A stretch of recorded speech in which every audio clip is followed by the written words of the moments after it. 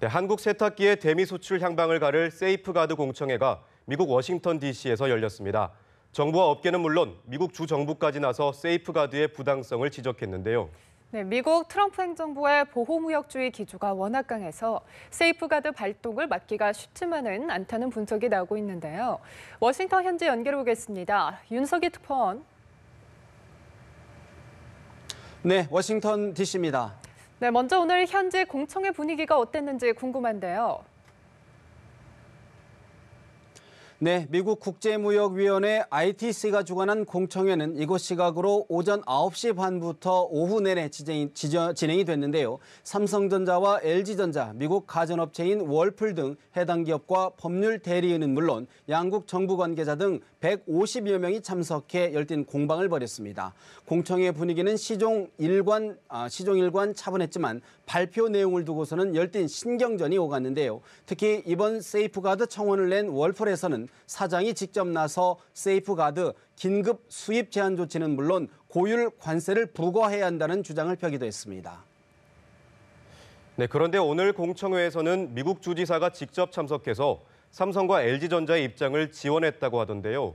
미국 주정부가 원군으로 나선 이유는 무엇인가요?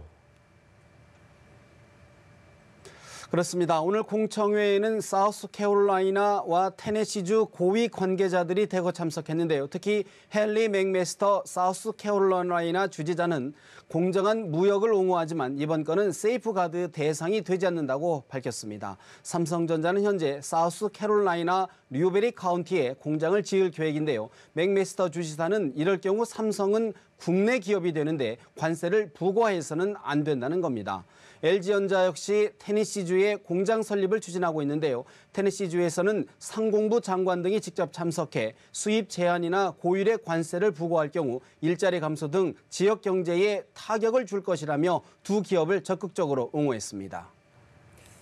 네, 미국 가전업계가 왜 세이프가드를 미국 정부에 요청했는지도 궁금한데요.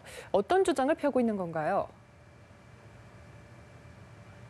네, 이번 공청회는 미국 가전업계를 대표하는 월풀이 ITC에 삼성과 LG전자의 세탁기 수출 급증으로 피해를 보고 있다는 청원을 내면서 시작이 됐는데요. 월풀은 삼성과 LG전자가 관세를 피해 태국과 베트남 등에서 세탁기를 생산해 싼 값으로 미국으로 우회 수출하고 있다며 완제품은 물론 부품에 대해서도 3년간 50%의 고율의 관세를 부과해야 한다고 주장하고 있습니다. 하지만 우리 정부와 업계에서는 월풀의 요구가 부당하다고 반박하고 있습니다. 이들 회사가 수출하는 세탁기는 프리미엄 제품으로 월풀의 주장처럼 가격이 싸서 잘 팔리는 것이 아니라는 겁니다. 또 실제 세이프가드가 발동하면 미국 소비자의 선택권이 제한되고 제품 가격도 상승할 것이라는 점도 지적하고 있습니다.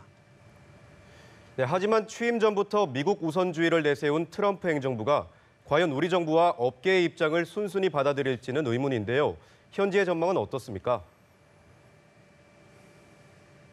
네, 일단 ITC는 오늘 공청회 이후 오는 21일 표결을 통해 미국의 산업 피해 여부와 구제 방법, 수준 등을 결정할 계획인데요. 결정된 내용은 절차상 오는 12월 4일까지 트럼프 대통령에게 보고해야 합니다. 이곳 업계에서는 11월 말이면 최종 결과가 나올 것으로 관측하고 있는데요.